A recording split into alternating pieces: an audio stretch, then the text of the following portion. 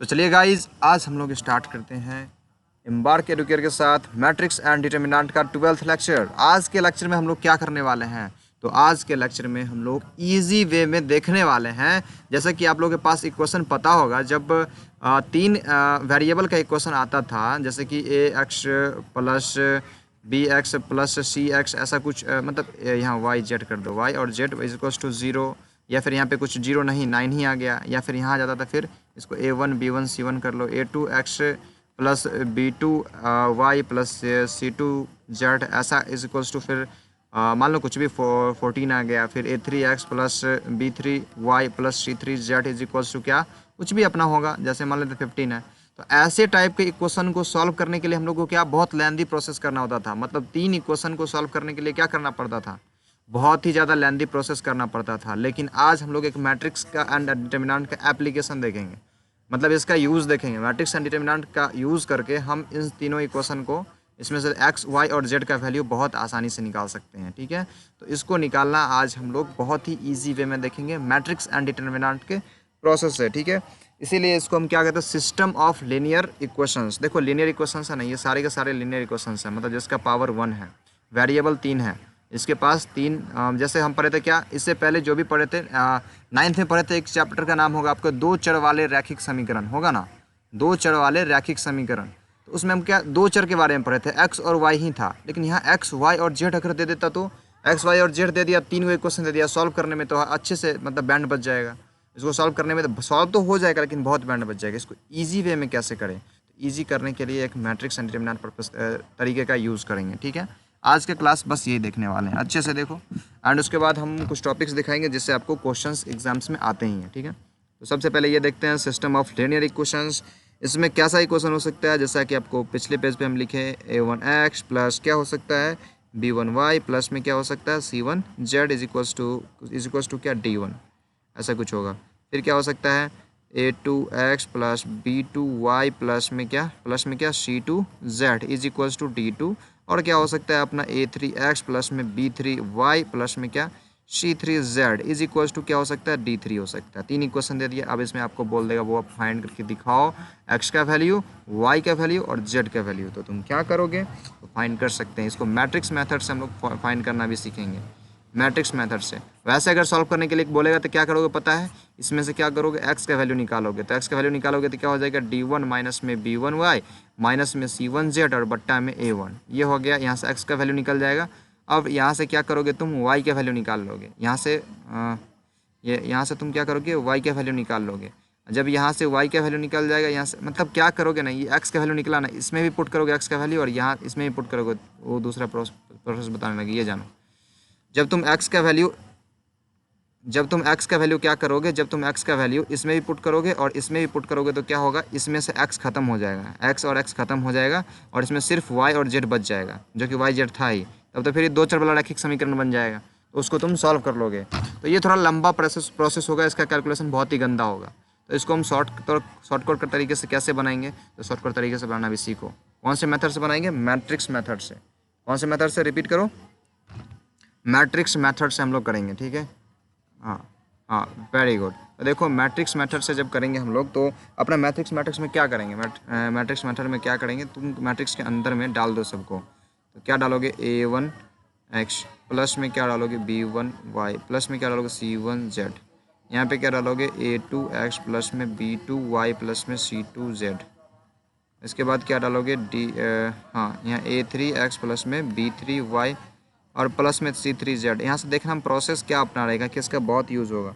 Is equals to बराबर किधर वाला के एक अलग मैट्रिक्स बना लेंगे, D1 D2 D3 अलग मैट्रिक्स बना लिया इसका। ठीक है, अब क्या करेंगे, इसको भी ऐसे नहीं छोड़ेंगे। इसमें देखो सब में कॉमन है x x x y y y y y z z z z z। ठीक है, अब इसको हम क्या करेंगे, एक अलग मैट्रिक्स बनाने की कोशिश करेंगे। देखो इसको किस तरह से मैट्रिक्स हम बनाते हैं।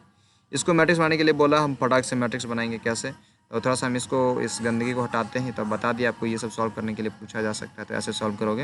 अब इसको क्या कर सकते हो तुम, इसको कर सकते हो तुम यहाँ A1 B1 C1 कर दो, फिर A2 B2 C2 कर दो, फिर क्या कर दो यहाँ A3 B3 और C3 कर दो। ठीक है, और उसके बाद क्या करोगे, इसके अंदर में यहाँ पे एक मैट्रिक्स बनाओगे, जिस मैट्रिक्स में क्या कर दो, x ले लोगे, y ले लोगे और z। इज इक्वल्स टू में क्या कर दोगे यहाँ पे D1 D2 D3 कर दोगे, ऐसे कर दोगे। ओके हाँ, तो ऐसे करके आप क्या करोगे, ऐसे करके आप सॉल्व करना सीखोगे। ठीक है, मतलब आपको ऐसा दिखे, ऐसा ये तीनों इक्वेशन दिखे, तीन इक्वेशन टाइप का, आपको तुरंत इसमें कन्वर्ट करने आना चाहिए। देखो हम मैट्रिक्स में कन्वर्ट कर दिए कि नहीं।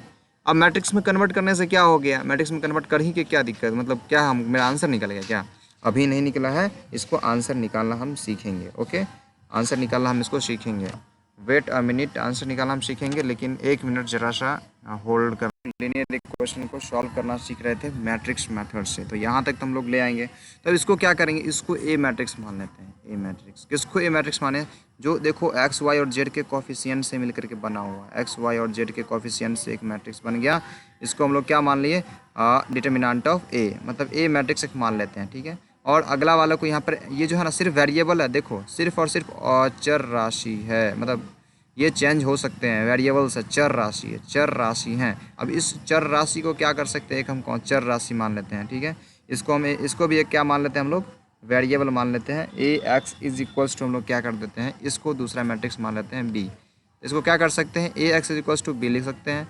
ये एक ए मैट्रिक्स है, ये एक बी मैट्रिक्स है। ये एक क्या है, सिर्फ इसमें कौन कौन सा वेरिएबल है ये दिखा रहा है, एक्स वाई और जेड तीन वेरिएबल है। इसको हम लोग क्या मान लेते हैं, एक अलग से वेरिएबल मान लेते हैं, कैपिटल एक्स वेरिएबल। ठीक है, अब हम क्या करेंगे, हमको एक इक्वेशन निकल के आ गया। इस इक्वेशन में हम क्या बात कर रहे हैं, इस इक्वेशन में अब हम समझना चालू करेंगे कि इसका सॉल्यूशन जो है, सॉल्यूशन कहने का अगर हम बोलेंगे, ये जो अपना लीनियर इक्वेशन है, पहला इक्वेशन, दूसरा इक्वेशन, तीसरा इक्वेशन, इसके सॉल्यूशन का, तो सॉल्यूशन क्या होगा, एक्स का वैल्यू निकाल लो, वाई का वैल्यू निकाल लो, जेड का वैल्यू निकाल, ये तो सॉल्यूशन है। एक्स वाई और जेड का वैल्यू निकालना ही सॉल्यूशन होगा ना। तब जब इसका सॉल्यूशन निकालने का बात आएगा तो क्या करेंगे, इससे में एक कंडीशन आएगा, अगर ये जो है ए अपना क्या हो, नॉन सिंगुलर मैट्रिक्स हो, मतलब if A is non singular matrix. और नॉन सिंगुलर सुनते ही मात्र दिमाग में क्या आना चाहिए, क्या आना चाहिए रे, क्या आना चाहिए, नॉन सिंगुलर मैट्रिक्स कहने का मतलब बताओ रे, पिछले क्लास में सबका सब था। हाँ, इसकी बीवी होंगी, इसकी बीवी होंगी, हाँ बिल्कुल, कहीं ना कहीं निवास कर रही होगी इसी पृथ्वी पे। मतलब नॉन सिंगुलर मैट्रिक्स कहने का मतलब इसको इन्वर्ट कर सकते हैं, मतलब इसका क्या, इन्वर्ट मैट्रिक्स निकाला जा सकता है। ठीक है, इन्वर्स ऑफ मैट्रिक्स ए निकाला जा सकता है, कहने का मतलब ए इन्वर्स इसका कहीं ना कहीं निवास कर रहा होगा इसी पृथ्वी पे। तो चलो ठीक है, अगर निवास कर रहा होगा, मतलब नॉन सिंगुलर सुनते मात्र दिमाग में आ गया इसकी बीबी होंगी, चल बेबी मिल गई। अब बेबी को क्या करेंगे, दोनों तरफ मल्टीप्लाई कर देंगे, क्या ही फ़र्क पड़ता है, तो मल्टीप्लाई कर दो, तो इधर हो गया, इधर हो गया, और इधर भी मल्टीप्लाई कर दो, ए इन्वर्स इंटू में बी, ए इन्वर्स इंटू में बी। अब देखो ये तो आई हो गया, आई को एक्स के साथ मल्टीप्लाइंगे सिर्फ एक्स हो जाएगा, एक्स बराबर क्या निकल के आ गया, ए इन्वर्स इंटू में बी। हमको तो एक्स ही निकालना था ना, सॉल्यूशन तो एक्स ही निकलेगा ना। यहाँ पे देखो तो एक्स वाई जेड कहने, एक्स वाई जेड को तो हम एक्स मैट्रिक्स मान लिए हैं, एक्स मैट्रिक्स का वैल्यू निकल के आ गया अपना एक अलग मैट्रिक्स, कौन था, A inverse into B matrix. ठीक है, ये तो हमको क्लियर हो गया। अब इसको क्या कर सकते हैं, ए इन्वर्स का फॉर्मूला किसी को याद है क्या, ए इन्वर्स का फॉर्मूला किसी को याद है क्या, ए इन्वर्स का फॉर्मूला आपको बताए थे हम आपको, ए इन्वर्स का फॉर्मूला 1 डिटर्मिनेंट ऑफ ए, और इनटू में क्या रे, एडजॉइंट ऑफ ए। हम आपको बोले कि किसी मैट्रिक्स का एडजॉइंट निकाल लो और उसमें क्या करो, उसी के डिटर्मिनेंट से भाग लगा दो, तो वो उसका इन्वर्स मैट्रिक्स हो जाएगा। तो चलो ठीक है, अगर वो होता तो यहाँ इन्वर्स वाला मैट्रिक्स की जगह पे वो फार्मूला पुट करो, जब पुट करोगे तो क्या हो जाएगा, पुट करोगे तो हो जाएगा एडजॉइंट ऑफ ए इंटू में बी मैट्रिक्स, और बट्टा में क्या, डिटर्मिनेंट ऑफ ए। ये ना होगा रे, बताओ रे, बताओ जरा, बताओ रे, बताओ, ये ना होगा, हाँ बिल्कुल, अपना एक्स का वैल्यू निकल के ये आ जाएगा। चल ठीक है, एक्स ही निकालना था, एक्स निकल के ईजिली निकल गया, देख रहे हो, इसमें कुछ भी हुआ, एक्स निकालना होगा इसका, तो हम क्या करेंगे, मैट्रिक्स मेथड से तुरंत निकालेंगे एक्स का वैल्यू, एक्स बराबर निकल के आ जाएगा adjoint of A into B बट्टा में डिटर्मिनेंट ऑफ ए। ठीक है, इस तरह से आपका एक मैट्रिक्स यहाँ पर निकल के आएगा। ये एक मतलब एक्स का वैल्यू क्या, मतलब ये एक्स बराबर जो निकल के आएगा, ये समथिंग जो भी है, ये समथिंग, इसको कुछ भी सी मान लो, तो सी जो निकल के आएगा ये दोनों मैट्रिक्स होगा। यहाँ पे होगा एक्स वाई जेड, और यहाँ पे भी कुछ मैट्रिक्स होगा, कुछ भी पी क्यू आर, तो मतलब कुछ भी यहाँ पे वैल्यू आएगा, तो वो एक्स इसके बराबर हो जाएगा, वाई इसके बराबर, जेड इसके बराबर हो जाएगा। ठीक है, तो ये एक सॉल्व करने का अपना तरीका है। ओके, अब ये जो अपना सॉल्व करने का तरीका है बच्चा, तो वो कैसे सॉल्व होगा, क्या है नहीं है, उसको चल आगे देखते हैं हम लोग नेक्स्ट पेज पे। तो चलो नेक्स्ट पेज पे जब आते हैं हम लोग, तो हम अपना जो वैल्यू आया है अभी निकल के, क्या चीज़ का, अपना जो x का वैल्यू निकल के आया वो क्या है ज़रा बता दो। x का जो वैल्यू निकल के आया है वो है एडजॉइंट ऑफ a इंटू में b बट्टा में determinant of b, determinant of a। Okay, ये निकल के आया है। अब इस पे हम क्या करेंगे, कंडीशंस लगाएंगे। क्या कंडीशन लगाएंगे, सबसे पहले x का वैल्यू देखेंगे कि क्या गो आ सकता है। तो x का वैल्यू निकालना, मतलब पहले बताओ x का वैल्यू कब नहीं निकलेगा। अगर ये डिटर्मिनेंट 0 हो गया तो x का वैल्यू निकलेगा क्या।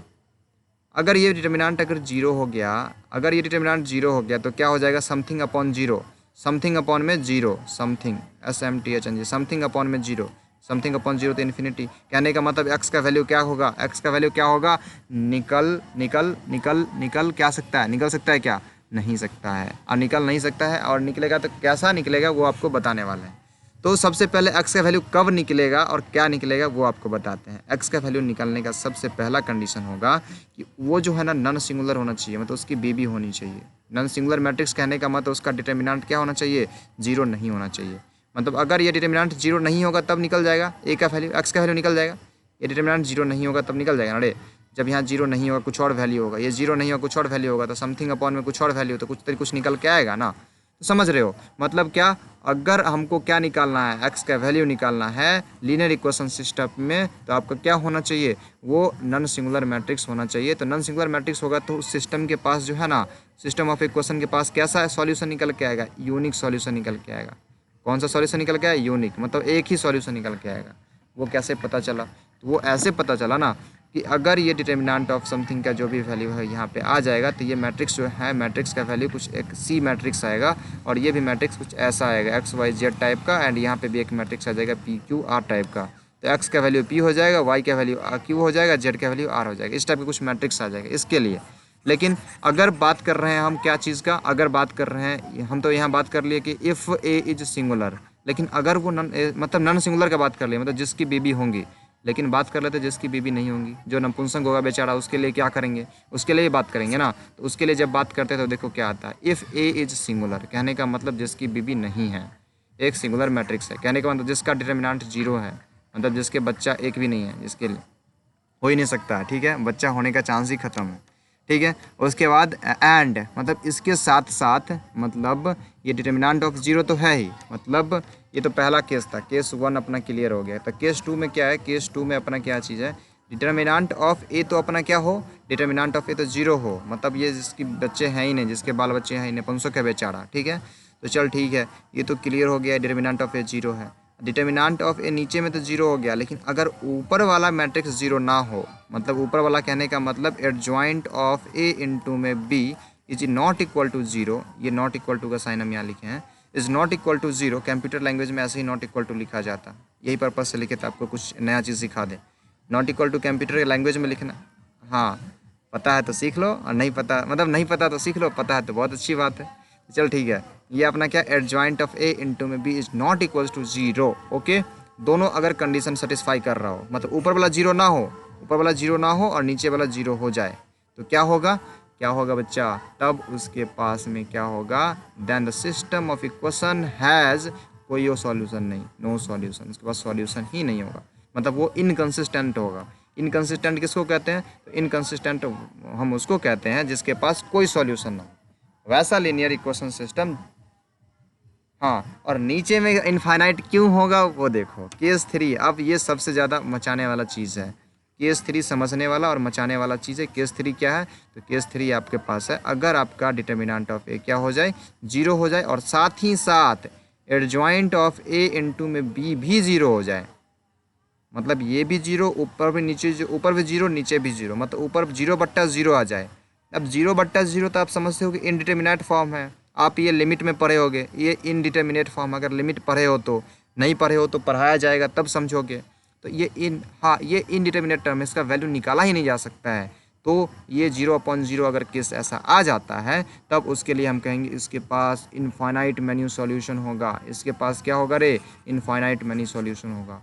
तब ये चीज़ क्लियर हो जाना चाहिए, मतलब कब सॉल्यूशन एगो होगा, कब सॉल्यूशन एको गो नहीं होगा, और कब सॉल्यूशन बहुते होगा, ये दिमाग में होना चाहिए। आपके क्वेश्चन में यही पूछेगा, आपका पूछेगा कब सॉल्यूशन एको गो नहीं होगा, तो आप बताओगे कब सॉल्यूशन एको गो नहीं होगा, जब नपुंसक हो और नपुंसक के साथ साथ ऊपर वाला 0 नहीं हो, ठीक है। और नपुंसक भी हो और इसका भी ऊपर वाला का भी वैल्यू 0 हो जाए, तब उसके पास बहुत तेज सॉल्यूशन होगा। और सबसे पहला नंबर अगर नपुंसक नहीं हो, जिसकी बीवी होंगी उसके एक बच्चे होंगे, मतलब एक सॉल्यूशन होंगे, ये दिमाग में रखो, ठीक है। मतलब एक उसके पास एक ही सॉल्यूशन होंगे। ये क्लियर हो गया तीनों का तीनों पॉइंट सबको? Is it clear to all of you? Sonu, Ashu, Tehseen, Vikas, okay. Then हम आगे ओके हम आगे कंटिन्यू करते हैं। क्या शिवम क्लास में है? ओके तब चलो हम आगे कंटिन्यू करते हैं। तो आगे सबसे पहला चीज़ क्या होगा, एक स्पेशल केस देखेंगे। सब कुछ में स्पेशल चीज़ नाम का एक घुस जाता है, तो यहाँ पे भी एक हम देखने वाले हैं स्पेशल केस। स्पेशल केस देखेंगे। तो चलो स्पेशल केस में क्या देखने वाले हैं? स्पेशल केस में देखने वाले हैं कि अगर हमारे पास क्या निकल के आया था, ज़रा यहाँ पे लिखो तो। किसका वैल्यू क्या निकल के आया था? तो एक्स का वैल्यू क्या निकल के आया था? बताओ रे बताओ, क्या निकल के आया था? एडजॉइंट ऑफ ए इनटू में बी बट्टा में क्या? बट्टा में क्या? बट्टा में determinant of A. Very good. हम तो सब कुछ का देख लिए, ऊपर वाला 0 हो जाए, नीचे वाला 0 हो जाए, ऊपर नीचे दोनों 0 हो जाए, तब देख लिए। लेकिन अब बात कर रहे हैं स्पेशल केस में कि सिर्फ और सिर्फ अगर बी का डिटर्मिनेंट 0 हो जाए, मतलब बी जो है ना 0 मैट्रिक्स हो जाए, ये जो बी है बी वाला 0 हो जाए, तब क्या होगा? अगर बी 0 हो जाएगा मतलब क्या हो जाएगा? अपने पास इक्वेशन क्या था? A X is equals to B था ना, ये था ना इक्वेशन रे, A X is equals to B. Equation ये था ना, तब ना इसका सॉल्यूशन ये निकल के आया था। चल A X is equals to B कहने का मतलब अपना क्या आ जाएगा? ए एक्स बराबर 0 आ जाएगा। ए एक्स बराबर 0 आ जाएगा। कहने का मतलब, कहने का क्या मतलब हो गया कि अपना मैट्रिक्स था क्या? A1 B1 C1 A2 B2 C2 A3 B3 C3 और इनटू में क्या था? एक मैट्रिक्स, यहाँ एक्स वाई और जेड इज इक्वल्स टू 0 हो जाएगा, इज इक्वल्स टू 0 0 0 हो जाएगा। हाँ भाई यही कहना चाह रहा है। इसका मतलब क्या कहना चाह रहा है? A1x plus B1 y plus में C1z इज इक्वल्स टू 0, ऐसा हो जाएगा क्या? A2x प्लस B2y प्लस में क्या C2z इज इक्वल्स टू 0 हो जाएगा क्या?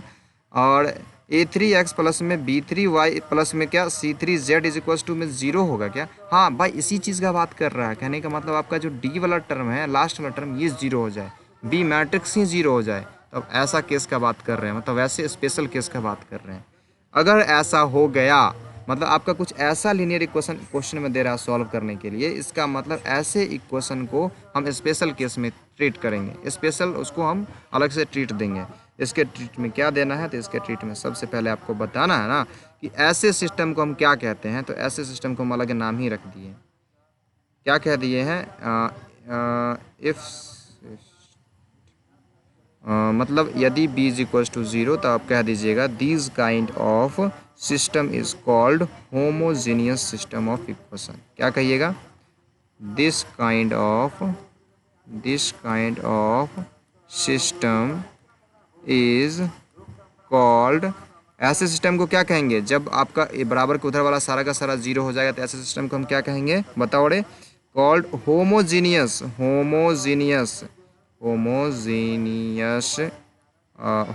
System of equation.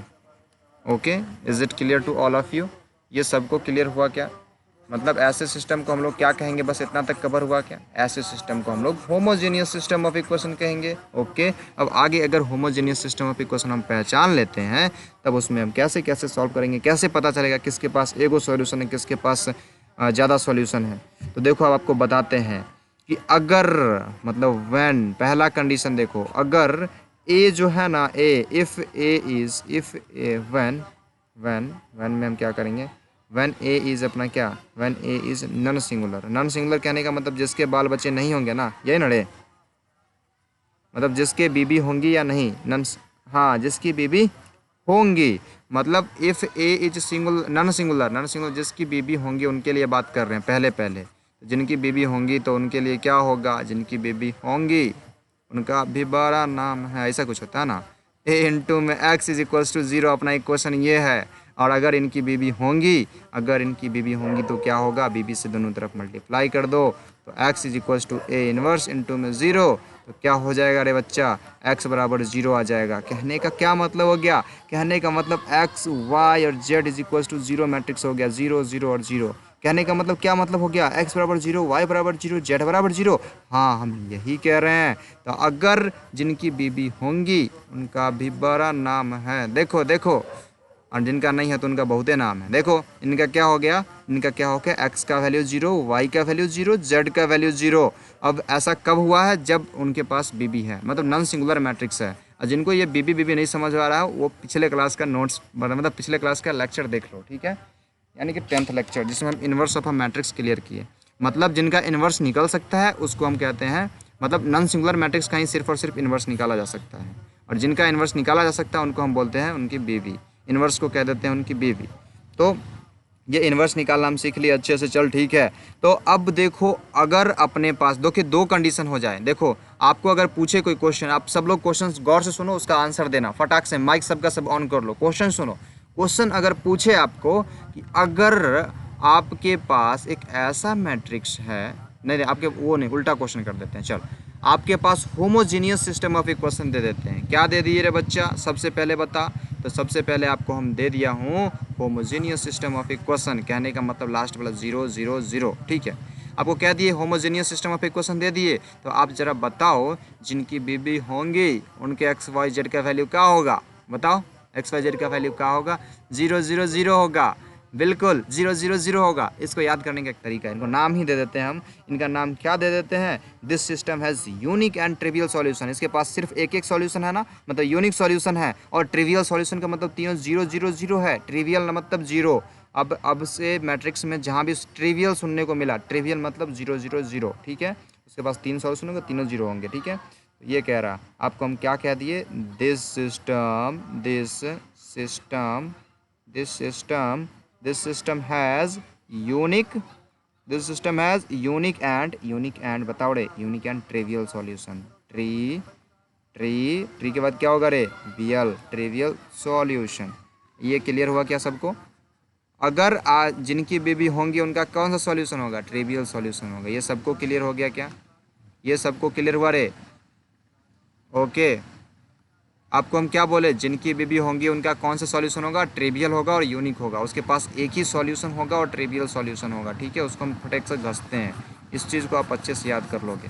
आपको क्वेश्चन हम यही पूछेंगे, अगर आपके पास होमोजीनियस सिस्टम ऑफ इक्वेशन है और ए मैट्रिक्स के अगर बीबी हो सकती है, ए मैट्रिक्स की अगर बीबी निकाली जा सकती है, तो उसके लिए एक्स वाई और जेड की वैल्यू क्या निकल के आएगा, तो यूनिक निकल के आएगा और ट्रिवियल निकल के आएगा। यूनिक और ट्रिवियल कहने का मतलब 0 0 0 निकल के आएगा, ठीक है। मतलब देखो इकलौता निकल के आया, सिर्फ 0 0 0 है, इकलौता तो है ही, और ट्रिवियल कहने का मतलब सबका वैल्यू 0 है। समझ में आ गया क्या, ये चीज़ समझने में किसी को कोई तकलीफ, स्पेशल केस समझने में कोई दिक्कत, कोई तकलीफ, कोनो कष्ट रे, नो कष्ट। लेकिन अब एगो कष्ट है हमारा, क्या बोले विकास, क्या बोले विकास, ओके देन देखो एगो कष्ट हमारा है रे, हमारा कौन सा कष्ट है, हमको तो पता चल गया जिनकी बेबी होंगी उनका तो बड़ा नाम है ही, और जिनकी नहीं होंगी उनका क्या, हाँ जिनकी नहीं होंगी उनका क्या होगा, अब उनकी देखते हैं, जिनकी बेबी होंगी उनके लिए तो देख लिए, अरे उनका अब देखते हैं, अरे छोड़ो ना, व्हेन ए इज क्या रे बताओ, व्हेन ए इज सिंगुलर। अब ए सिंगुलर हो गया, मतलब इनकी बेबी नहीं है। अब ये क्या करेगा, जिनकी बेबी होंगी उनका तो बड़ा नाम है, जिनकी बेबी नहीं उनका भी बहुते नाम है, उनका क्या होगा, ये सबको अपनी मानते हैं इसीलिए इनका ज़्यादा नाम है। अगर कोई मैट्रिक्स सिंगुलर है, इसका क्या मतलब है ये समझो। अगर कोई मैट्रिक्स सिंगुलर है, कहने का मतलब हमारे पास इक्वेशन क्या था, A X is equal to 0, homogeneous equation इसको कहते हैं, A X is equal to 0। और सिंगुलर है कहने का मतलब क्या, इसका डिटर्मिनांट 0 हो रहा होगा, और डिटर्मिनांट अगर 0 हो रहा होगा मतलब इसका इन्वर्स निकाला ही नहीं जा सकता है, और अगर इन्वर्स निकाला नहीं जा सकता है तो ए एक्स बराबर मतलब दूगो कोई ऐसा मैट्रिक्स है जिसको मल्टीप्लाई करके 0 होगा। तो बताओ जरा हमको बताओ, कोई अगर एगो मैट्रिक्स x है और x के साथ कह रहा है कि कोई एक ऐसा मैट्रिक्स मल्टीप्लाई करो कि उसका वैल्यू क्या हो जाए, 0 हो जाए, तो उसके साथ बहुत सारे ऐसे मैट्रिक्स हो सकते हैं, मतलब इस a के साथ बहुत सारे ऐसे मैट्रिक्स हो सकते हैं जिसका वैल्यू मल्टीप्लाई करने के बाद 0 आ जाए, ठीक है। ऐसे बहुत सारे मैट्रिक्स हो सकते हैं। इसका कहने का मतलब ये हो रहा है, मतलब जिनकी बेबी नहीं होंगी, जिनकी बेबी नहीं होंगी भाई, इनका बेबी नहीं है भाई, तो क्या करेगा, ये किसी और मैट्रिक्स के साथ मल्टीप्लाई कर रहा है और जीरो ला रहा है। चल ठीक है, तो जीरो तो ये ला ही रहा, लेकिन इसके केस में क्या होगा, तो यहाँ पे ये कहना चाह रहे हैं हम, अगर कोई सिंगुलर मैट्रिक्स है यानी कि जिनकी बीबी नहीं होंगी, उनके बारे में बात कर रहे हैं, देन सिस्टम के पास बहुते सॉल्यूशन होगा। बहुते सॉल्यूशन होगा कहने का मतलब यहाँ पे हम लिख सकते हैं, if A is singular, if A is singular then, if A is singular then if A is singular then क्या, then the system of equation have the system of equation have क्या रे, have infinite, infinite many solution। अब infinite many solution कहने का मतलब कह रहा है जिनकी बीबी नहीं होंगे उनके बारे में बात कर रहा है। मतलब एक एक्स है, एक्स के साथ ए मैट्रिक्स मल्टीप्लाई हो रहा है और जीरो ला रहा है। कहने का मतलब कह रहा है कि एक्स का वो वैल्यू निकालो, एक्स का वो वैल्यू निकालो जिसके लिए अगर किसी नंबर को, मतलब किसी भी चीज़ को मल्टीप्लाई कर रहे हैं और जीरो आ जा रहा है। एक्स का वो वैल्यू निकालो जिसके लिए किसी चीज़ को मल्टीप्लाई कर रहे हैं और जीरो हो जाओ। अब कोई एक वैल्यू है, अब एक्स का कोई यहाँ पे मतलब वैल्यू मांग रहा है जिसके लिए इसका वैल्यू जीरो हो जाए। मतलब एक मैट्रिक्स है, एक मैट्रिक्स कोई दे दिया है, उसमें एक्स का वैल्यू पुट करना है और जीरो आ जाए। तो वैसे बहुत सारे एक्स हो सकते हैं, बहुत सारे एक्स हो सकते हैं जिसको मल्टीप्लाई करने के बाद ये जीरो आ जाए। इस ए मैट्रिक्स में बहुत सारे ऐसे मैट्रिक्स होंगे जिसको मल्टीप्लाई करने पे क्या आ जाए, जीरो आ जाए। ठीक है, यही दिमाग में रखोगे तुम लोग। कहने का मतलब अगर कोई मैट्रिक्स अपना सिंगुलर होगा, अगर कोई मैट्रिक्स अपना सिंगुलर होगा मतलब उसके पास कौन सा सॉल्यूशन होगा, आपको हम बार बार पूछेंगे, उनके पास इनफाइनाइट मैनी सॉल्यूशन होंगे। कौन से केस में, आपको पूरा क्वेश्चन अगर पूछेंगे तो आपको पूरा क्वेश्चन हम ये पूछेंगे कि आप जरा बताओ हमको, अगर कोई होमोजीनियस सिस्टम ऑफ इक्वेशन है, homogeneous linear system of equation है, तो आप उसके लिए अगर जिनकी बीबी नहीं होंगी उनके लिए कितना सॉल्यूशन होगा, जिनकी बीबी नहीं होंगी उनके लिए बहुते सॉल्यूशन है। सही बात है, ये सबको अपनी मानते हैं, मतलब इनके बहुते सारा सॉल्यूशन है। समझ में आ रहा है रे, बहुते सॉल्यूशन, ये सबको अपनी मानते हैं। हाँ, बहुत बड़ा है, ये सबको अपनी मानते हैं, यानी कि इनफाइनाइट मैनी सॉल्यूशन। जिनकी बीबी नहीं है उनके लिए इनफाइनाइट मैनी सॉल्यूशन है, जिनकी बीबी है उनके लिए तो एक ही है ना रे। समझ में आया क्या, अरे समझ में आया क्या, जिनकी बीबी है उनके तो एक ही है, और जिनकी नहीं होगी एक क्यों है, अब जिनकी बेबी है बच्चा उस मतलब एक ही हो सकती है, दूसरा तो शादी करने ही नहीं देगी, जो बेबी होंगी मार लाठी से सीधा कर देंगी। लेकिन जिनकी बेबी नहीं है, जिनकी बेबी नहीं है यानी कि सिंगुलर, उसके पास क्या रे, बहुते सॉल्यूशन है, चांस है, मतलब सबको वो अपनी बना सकते हैं। तो इनफाइनाइट मैनी सॉल्यूशन, ये याद करने का तरीका सबको समझ में आया क्या, हम क्या बोलना चाह रहे हैं, हम क्या बोलना चाह रहे हैं, समझ में आया क्या। जिनकी बीबी नहीं है वो उसके पास इनफाइनाइट सॉल्यूशन, बहुते चांस है, ठीक है। और जिनकी है उनके लिए क्या रे, उनके लिए क्या, एक ही हो सकती है, इकलौती। ओके ओके, इकलौती, उसके लिए चांस नहीं है, वो कुछ नहीं कर सकता है, नहीं तो लाठी खाएगा। ठीक है, चल ठीक है, अपना बहुत सारा हो गया ये सारा। अब ज़रा सा हम बात करते हैं, स्पेशल केस तो ख़त्म हो गया, अब एक मेथड ख़त्म हो गया बच्चा। ठीक है, अगर हमको एक और मेथड समझना है तब क्या करेंगे, एक और मेथड फटाफट आपको हम ख़त्म करते हैं, फटाफट ख़त्म करते हैं, कहने का मतलब 7 से 8 मिनट में ख़त्म करते हैं। इसका प्रूविंग चाहिए होगा तो आपको हम आज के लेक्चर में नहीं देंगे, अभी जो पढ़ाने वाले उसका प्रूविंग, और नेक्स्ट लेक्चर में आप पूछ लीजिएगा इसका। शिवम क्लास में आ गया, शिवम कहाँ थे आप, शिवम कहाँ थे बच्चे, भूख लग गया था तो, अरे रे रे, चल देखो अब बात करें हम लोग डिटर्मिनेंट मेथड का।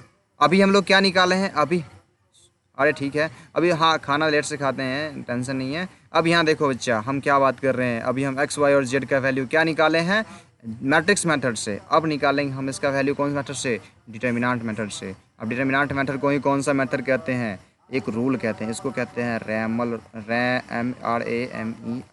रैमर्स रूल। इसको क्या कहते हैं रे, रैमर्स रूल। अच्छे से याद करोगे, कौन सी कहते हैं इसको, रैमर्स रूल कहते हैं, डिटर्मिनेंट मेथड को कहते हैं रैमर्स रूल। अब देखो हम कह रहे हैं solution of the ever system of equation, हम इसके लिए भी सिस्टम लिखेंगे जो अपना ऊपर में इक्वेशन दिया हुआ था। कौन सा इक्वेशन था, ax1 प्लस में क्या था, a1x था, ax1 नहीं था, RAMERS रैमर्स होता है, और कहीं कहीं पे डबल M लिखा हुआ होता है। तो a1x और प्लस में b1y रैमर्स, मतलब ये एस हम एपोस्ट्रॉफी एस दिए थे, लेकिन यहाँ पे वो मोटा होने की वजह से दिख नहीं रहा सही से। एपोस्ट्रॉफी एस जैसे होता है ना शिवम्स, शिवम्स मतलब शिवम का, वो वाला है। रैमर्स रूल के अंदर रैमल का रूल, रैमर का रूल। क्लियर? ओके, अब हम आगे कंटिन्यू करते हैं। a1x plus b1y plus c1z is equals to 0। देखो शिवम कितना बड़ा चीज़ मिस किया है, जिसकी बेबी होंगी वो मिस किया, जिसकी बेबी नहीं होंगे वो भी मिस किया। अच्छा ये बताओ रे शिवम, अगर जिनकी बेबी नहीं है उनके लिए क्या क्या चांस है और जिनकी बेबी है उनके लिए क्या चांस है? देखो एक चीज़ बस याद कर लो, जिनकी बेबी होंगी, अरे अबे अरे हाँ बिल्कुल बिल्कुल, देखो जिनकी बेबी होंगी उसके पास यूनिक सॉल्यूशन है, एक ही बेबी हो सकती है, उसके अलावा कुछ नहीं, लात खाएगा उसके अलावा कुछ भी नहीं, यूनिक एंड ट्रिवियल सॉल्यूशन। हाँ कुछ नहीं कर सकता इधर उधर। और जिनकी बेबी नहीं है, मतलब जो एज सिंगुलर, जिनकी बेबी नहीं है उसके पास बहुते सॉल्यूशन है ना रे शिवम?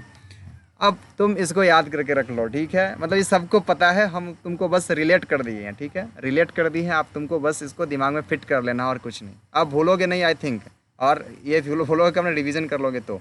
और लेक्चर देख लेना शिवम, और अच्छे से क्लियर करने के लिए, जिनकी बेबी है जिनकी नहीं है। लेक्चर आपको कल 2 बजे मिल जाएगा। चल देख, हम क्या कर रहे हैं, एक एक क्वेश्चन ले लिए, डिटर्मिनेंट मेथड से सॉल्व करना सीख रहे हैं। क्या बोले शिवम? शिवम कुछ बोले? अरे कल 2 बजे मिल जाएगा, देख लो पर डे 2 बजे लेक्चर अपना मैट्रिक्स का आता है। मैट्रिक्स का लेक्चर 2 बजे, और पीरियोडिक टेबल का लेक्चर सुबह के 6 बजे। जिसको देखना सुबह 6 बजे उठ के देखना पीरियोडिक टेबल का लेक्चर। चल देख बच्चा, ये अपना हो गया लेकिन हाँ पीरियोडिक टेबल का लेक्चर उसी दिन मिलेगा जिस दिन क्लास हुआ होगा। लाइक आज क्लास नहीं हुआ पीरियोडिक टेबल का, तो कल पीरियोडिक टेबल का लेक्चर अपलोड नहीं हुआ, कल सिर्फ और सिर्फ मैट्रिक्स का लेक्चर आएगा। मेरा पीरियोडिक टेबल का 3 ही दिन क्लास होता है, जिसके वजह से एक दिन बेच करके लेक्चर आएगा आपको। चल देखें यहाँ पे एक इक्वेशन क्या हुआ, अपने पास 3 इक्वेशन मिल गया, ठीक है? लेकिन यहाँ पे हमको खाली 0 0 होना चाहिए क्या? नहीं बच्चा, यहाँ पे तो 0 हम होमोजेनियस इक्वेशन लिख दिए। अगर 0 होगा तो उसको होमोजेनियस इक्वेशन कहेंगे, ये हम इसीलिए लिखे थे समझाने के लिए शिवम। देखो बच्चा, अगर a1x plus b1y plus c1z ऐसा बराबर 0, ऐसे ही तीनों इक्वेशन के पास बराबर में 0 हो जाए तो उसको होमोजेनियस इक्वेशन कहेंगे, और अगर बराबर में कुछ और हो तो नॉर्मल इक्वेशन होगा। होमोजेनियस इक्वेशन स्पेशल वाले इक्वेशन को कहते हैं, ठीक है? और वो स्पेशल केस कैसे आया था वो आप वीडियो में देखना। d1 d2 d3 यहाँ पे हम ले लेते हैं मान के, ठीक है? हम इसको सॉल्व करने वाले डिटर्मिनेंट मेथड से। तो डिटर्मिनेंट मेथड से सॉल्व करना बहुत ही आसान है। देखो इसमें x का वैल्यू निकालना है ना, इसमें से x का वैल्यू निकालना है। देखो बहुत ज़्यादा आसान है, ठीक है? इसमें से x का वैल्यू निकालना, तो सीधे इसको लिख सकते हो d1 बट्टा में d, x का वैल्यू निकल गया।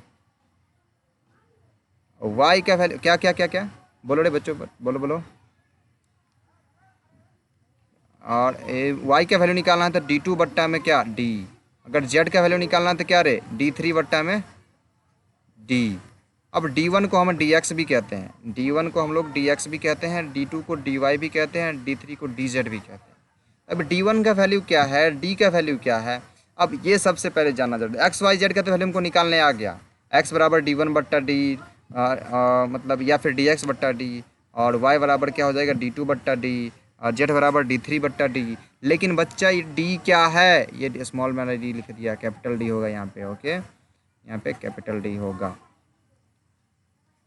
अब ये d क्या है, एक्चुअली में d का हो गया, d1 d2 d3 का है ये चीज़, किस खेत के मूली का नाम है। तो d जो है ना कैपिटल वाला, उसका मतलब हो गया डिटर्मिनेंट ऑफ x y और z का कोफिशिएंट। तो डिटर्मिनेंट किसका किसका निकल जाएगा, a1 a2 a3 और नहीं a1 b1, और हम उल्टा कहाँ, हम फ्लो में लिख देते हैं बच्चा, a1 b1 c1 a2 b2 c2 a3 b3 c3 a3 b3 c3, ये इसका डिटर्मिनेंट।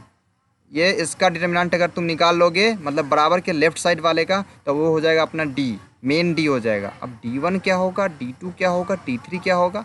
अब d1 क्या होगा बताते हैं। d1 कहने का मतलब dx, मतलब x वाला। अगर d1 निकालना ना, तो हम d में एक काम करो, d में क्या काम करो, d में से क्या करो, जहाँ x वाला है, x का कोफिशिएंट ये था ना रे, x का कोफिशिएंट ये है ना, तो x के कोफिशिएंट के जगह पे तुम बराबर के उधर वाले को कोफिशिएंट को ले आओ, तो वो d1 हो जाएगा। देखो d1 का वैल्यू लिख के दिखाते हैं, गौर से देखना हम क्या कहना चाह रहे हैं। d1 का वैल्यू लिखना है ना, तो x के कोफिशिएंट के जगह पे d1 d2 d3 बराबर के उधर वाले को ले आओ, बाकी को वैसे ही रहने दो, B1 B2 B3 C1 C2 C3। देखो हम क्या किए हैं, मेनली अपना जो डिटर्मिनेंट था, मेन डिटर्मिनेंट, जो कि यहाँ पे मेन डिटर्मिनेंट भी हम लिख देते हैं। मेन डिटर्मिनेंट यहाँ पे क्या है, मेन डिटर्मिनेंट बराबर है यहाँ A1 B1 C1 A2 B2 C2 A2 B2 C2 A3 B3 C3 ये है। अब इसमें क्या किए हैं, हमको अगर डी क्या बोले रे, क्या गलती है, कहाँ रे बच्चा, यहाँ पे, हाँ यहाँ पे D3 होगा, एकदम सही पकड़े, यहाँ पे D3 होगा। ऐसे गौर से देखा करो। देखो अगर मेन डी हो गया तो मेन डी में क्या करोगे, मेन डी अगर D1 निकालना है, D1 इसको DX भी कहते हैं, DX और DX को या D1 को, DX या D1, तो DX वाले जगह पे, ये जो X वाला जगह है उसके जगह पे क्या करो, बराबर के उधर वाले मैट्रिक्स को उठा के ले आओ। तो बराबर के उधर में क्या है, D1 है, D2 है, D3 है। गौर से देखो कौन कौन सा है, D1 D2 D3, उसी को पुट कर देंगे हम। अगर DX निकालना होगा तो, अगर DY निकालना हुआ तो क्या करेंगे हम, दूसरा पेन यूज़ करेंगे। DY निकालना हो या D2 निकालना हो तो क्या करेंगे, अरे तो सिर्फ हम Y वाला जगह पे चेंज करेंगे। Y वाला जगह कौन सा है, A3। हाँ Y वाला जगह कौन सा, ये वाला है। B1 B2 B3 के जगह पे हम क्या लिख देंगे, D1 D2 D3 C1 C2 C3, बाकी सबको छोड़ देंगे, बाकी में कोई चेंज नहीं करेंगे। इसमें देखो किस में चेंज किया, सिर्फ इसके जगह पे चेंज किए। अगर हम लोग को Y का वैल्यू निकालना हुआ तो DY का, और वही अगर हमको DZ का निकालना हुआ या D3 निकालना हुआ तो क्या करेंगे, तुम लोग खुद बोलो रे बच्चा। हाँ बोलो। हाँ A1 A2 A3, और यहाँ क्या होगा, B1 B2 B3 और C1 C2 C3। Very good, D1 D2 D3, very good. अगर हमको Z वाला का निकालना है तो इसके जगह पर में हम लोग क्या पुट कर देंगे, D1 D2 D3, यानी कि बराबर के उधर वाला। और ये मतलब डिटर्मिनेंट है क्या, हाँ डिटर्मिनेंट निकालना है। तब क्या करोगे, D निकालोगे, D1 निकालोगे, सिर्फ डिटर्मिनेंट के वैल्यू निकल के आएगा, कुछ एक वैल्यू निकल के आएगा, A B C कुछ भी निकल के आएगा, X Z P। और जब ये निकल के आ जाएगा तो तुमको निकालना है एक्स का वैल्यू। एक्स निकालना तो क्या करोगे, DX, मतलब कि क्या, DX मतलब D1 बट्टा में क्या, D, मतलब कि D1 बट्टा में D वैल्यू पुट कर दो, हो गया आपका एक्स का वैल्यू निकल के आ गया। Y निकालना है ना, D2 बट्टा D निकाल लो, हो गया Y का वैल्यू। Z निकालना है ना, D3 बट्टा में क्या निकाल लो, D निकाल लो, हो गया। देखो कितना आसान है निकालना। लेकिन आपको जो अभी हम बता दिए, अगर DX बराबर क्या होता है, DX बराबर होता है D1 D2 D3, सिर्फ एक्स वाले जगह पे तुम बराबर के उधर वाले को रख दो और बाकी सबको छोड़ दो। ऐसा क्यों होता है, इसका भी कोई लॉजिक है? हाँ इसका लॉजिक है, लेकिन हम आपको यहाँ नहीं बताएंगे, आपको हम सस्पेंस में रखेंगे, आप खुद से करने की कोशिश करोगे और ये हमसे आप पूछोगे कब, या तो डाउट क्लास में पूछोगे या फिर पूछोगे कभी और, ठीक है। अब हम इसको थोड़ा सा सस्पेंस छोड़ के आगे थोड़ा सा बढ़ते हैं। आगे क्या बढ़ते हैं, अब देखो ये चीज़ सबको हाँ ये सबको क्लियर हुआ कि नहीं, ये बताओ हमको थोड़ा सा कवर करने दो, जितना पढ़ाना था उतना। ये सबको कवर हो गया। अब होमोजेनियस इक्वेशन के लिए जो पढ़ाए थे वो समझ में आ गया था ना। होमोजेनियस इक्वेशन में क्या होता है, क्लियर हो गया ना। होमोजेनियस इक्वेशन में जिनकी बेबी होंगी उनका बहुते नाम था, उनके पास एक ही सॉल्यूशन था। जिनकी नहीं होंगी, हाँ अरे जिनकी नहीं होंगी बहुत ही सारा ऑप्शन था। हाँ बिल्कुल, तो हाँ अरे हो गया अब देखो हम लोग बात करते हैं कंसिस्टेंसी का। कंसिस्टेंसी कहने का मतलब क्या, कंसिस्टेंसी अरे कंसिस्टेंसी मतलब जिसका सॉल्यूशन निकल सकता है। अरे उसको अब छोड़ो, अब दूसरे टॉपिक पे चलो। इनकंसिस्टेंसी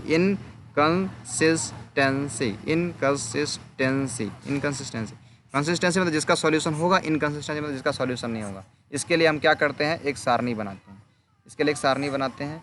और वो किसके लिए सारणी बनाने बता रहे हैं, जो डिटर्मिनेंट वाला वैल्यू जब सिखाया है तुमको, D1 x बराबर क्या निकालना सिखाएं, x बराबर सिखाएं D1 बट्टा D, y बराबर सिखाएं D2 बट्टा D, और z बराबर सिखाएं क्या, D3 बट्टा D। लेकिन ये सब करने का भी जरूरी नहीं पड़ेगा, ये सब पहले ही पता चल जाएगा इसके पास कितना सॉल्यूशन होने वाला है। देखो हम बताते हैं कैसे पता चलेगा।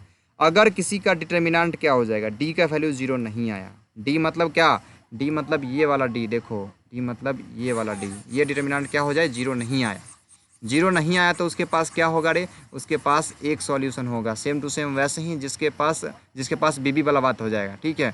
जिसका डिटर्मिनेंट 0 नहीं आया उसके पास क्या होगा, जिसके पास डिटर्मिनेंट 0 नहीं आया तो सेम टू सेम इसके साथ तो वही वाला केस होता है ना, जिसकी बीबी क्या होती है, जिसकी बेबी होती है, होने वाला बात होगा, ठीक है।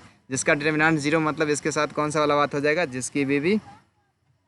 जिसका डिटर्मिनेंट 0 नहीं, अरे डिटर्मिनेंट 0 नहीं हुआ इसका मतलब क्या हो गया, ये नॉन सिंगुलर है, नॉन सिंगुलर नॉन सिंगुलर, ये ना नॉन सिंगुलर है। नॉन सिंगुलर कहने का मतलब जिसकी बीबी क्या है, हाँ जिसकी बीबी है।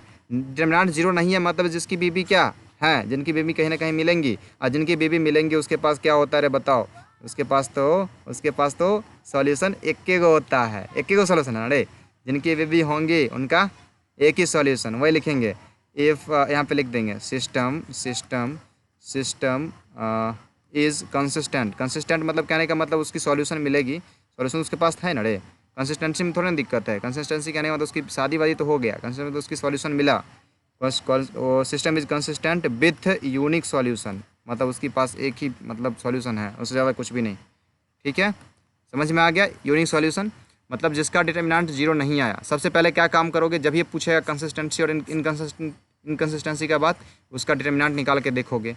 अगर डिटर्मिनेंट जीरो नहीं आया तो तुम क्या कह दोगे उसको, वो भैया कंसिस्टेंट है और उसके पास एक के गो सॉल्यूशन है, नॉन सिंगुलर है, मतलब जिसकी बीबी है और जिनकी बीबी होंगी उनका एक ही सॉल्यूशन है। चल देख, अब बात कर रहे हैं डिटर्मिनेंट क्या हो, जीरो हो जाए। अब बात कर दिए जिनका डिटर्मिनेंट जीरो हो जाए, इनका क्या होगा भैया, इनका क्या होगा, इसका तो भैया बहुते सॉल्यूशन होगा। लेकिन कब सॉल्यूशन बहुते होगा, इसमें दो केस बनाएंगे अभी, देखो हम तुमको इसमें दो केस बनाएंगे। देखो कौन कौन सा केस बनाएंगे। सिंगुलर मैट्रिक्स का बात कर रहा है ना, इसको अब यहाँ पे सबसे बड़ा चीज़ बहुत लोग फंसते हैं, यहाँ पे फंसना नहीं है, इसको अच्छे से याद करना है, इसीलिए हम यहाँ पे थोड़ा सा स्टार लगा दे रहे हैं। ठीक है, अब तुम इसको समझो, दो केस बनाएंगे। सबसे पहला केस क्या बनाएंगे, ये D1 D2 D3 था ना, D1 D2 D3 ये तीनों जीरो हो जाए।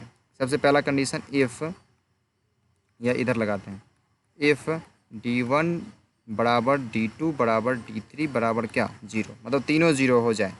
तीनों अगर जीरो हो गया तब तो ये कंसिस्टेंट हो जाएगा, कंसिस्टेंट हो जाएगा। कंसिस्टेंट कहने का मतलब इसके पास सॉल्यूशन होगा, और कितना सॉल्यूशन होगा, इनफाइनाइट मैनी सॉल्यूशन होगा, इनफाइनाइट मैनी सॉल्यूशन। कहने का मतलब ये D इक्वल टू जीरो कहने का मतलब सिंगुलर, और सिंगुलर किसको कहते हैं, सिंगुलर किसको कहते हैं बच्चा, सिंगुलर कहते हैं जिनकी बीबी नहीं होंगी, जिनकी बीबी नहीं होंगी, जिनकी बीबी नहीं होंगी और D1 D2 D3 तीनों जीरो हो गया तब वो तो कंसिस्टेंट होगा और उसके पास इनफाइनाइट मैनी बहुते सॉल्यूशन है। और जिनकी बीबी इधर नहीं, मतलब जिनकी बीबी नहीं है, और उसके केस में भी अगर क्या हो जाए, if any of D1 D2 and D3 is not equals to zero, is non zero, non zero, non zero मतलब नहीं है जीरो। अगर जीरो नहीं हुआ तीनों में से कोई भी एक, तब ये इनकंसिस्टेंट होगा, तब ये इनकंसिस्टेंट होगा। मतलब बहुते तो सॉल्यूशन मिलेगा ही, लेकिन एक ऐसा भी केस है जिसमें कोई सॉल्यूशन नहीं मिलेगा, इनकंसिस्टेंट होगा, मतलब इसका एक भी सॉल्यूशन नहीं मिलेगा। कहने का मतलब अगर जिनकी बीबी नहीं है तो उनके केस में क्या होगा, उनको तो बहुते बहुते सॉल्यूशन बहुते बीबी हो सकता है। या फिर अगर जिनकी बीबी नहीं है और अगर वो गधा है, नालायक है, उल्लू है, जिनके पास दिमाग ही नहीं है, अब उनका कौन सा सॉल्यूशन मिलेगा, उनकी एक को होगी रे, बताओ रे, बताओ रे। इनकंसिस्टेंट कहने का मतलब नो सॉल्यूशन। जी वेरी गुड, ये समझ में आया, अच्छे से समझ में आया। कोई दिक्कत, कोई तकलीफ, कोनो कष्ट किधरों से तो बताओ। अगर कष्ट, हाँ इफ़ वाला समझो बच्चा, हाँ फिर से समझो, क्या ही दिक्कत है यार, मतलब अपनी है, ठीक है, सारा ये सब अपनी है, चल ठीक है। अब बात कर रहे हैं क्या, D जीरो, कौन सा वाला नहीं समझ में आया, D अगर जीरो हो जाए तब का। अगर D जीरो हो गया मतलब सिंगुलर है, मतलब इनके बीबी नहीं है। अगर इनके बीबी नहीं है तो इनके पास क्या हो सकता है, अगर बीबी नहीं है तो हो सकता है ये बहुत ज़्यादा हैंडसम हो, बहुत पढ़ाकू हों, बीबी नहीं ढूंढ रहे हों, या तो फिर बहुत ज़्यादा मतलब स्मार्ट हो। कहने का मतलब ये सोच रहे हैं यार शादी ब्याह से कौन लोचा पोचा करेगा, ठीक है। ये मतलब सबको अपनी मानते हैं, ठीक है, और सबको मान रहे हो। और सबको कौन मानेंगे, तो जिनके पास सारा गुण हो, मतलब D1 D2 D3 क्या हो, जीरो हो जाए, मतलब सारा गुण कहने का मतलब D1 D2 D3 तीनों का तीनों जीरो हो जाए, सर्वगुण संपन्न हो। जब सर्वगुण संपन्न होंगे तो क्या होगा भाई, उनकी बीवी नहीं भी है फिर भी उनकी सारी है, बहुत सारे हैं उनके सॉल्यूशन, ठीक है। लेकिन अगर वो सर्वगुण संपन्न ना हो, इनमें से कोई भी गुण नहीं हो, कहने का मतलब इसमें से कोई भी नन जीरो हो जाए, तब उसके पास एक भी सॉल्यूशन नहीं, कोई भी बीवी उनकी नहीं होगी। समझ में आया क्या, समझ में आया रे बच्चा, समझ में आया विकास, ओके। और कोई तकलीफ है then बताओ, आपका सब बीवी वाह वाला चक्कर ख़त्म करो, अब बहुत पढ़ लिए हम लोग। अगर कुछ और पढ़ना है तो बोलो, और पढ़ा देते हैं हम। अरे अब बहुत हो गया, चलो छोड़ो, बीवी बीवी करके करके हमको यहाँ पे चलो बहुत कुछ याद आ जा रहा। चलो और कुछ पूछना है तो पूछो, नहीं तो हम क्लास को ओवर करते हैं। अरे हम सर्वगुण संपन्न हैं बच्चे, कोई दिक्कत नहीं है मेरे में। चलो बच्चे, तो अब क्या, हाँ जी हाँ